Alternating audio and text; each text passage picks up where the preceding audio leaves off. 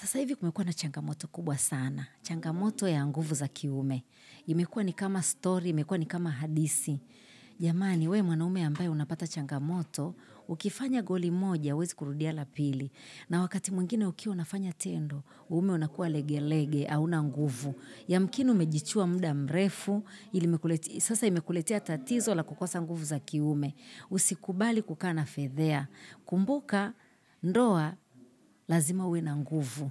Sasa ukiwa huna hizo nguvu inakuwa ni fedhea kwenye familia. We mwanaume ambaye una hiyo changamoto ya kusumbuliwa na nguvu za kiume. Tafadhali unione, unitafute, mi suluhisho ninalo, nazo dawa nzuri sana.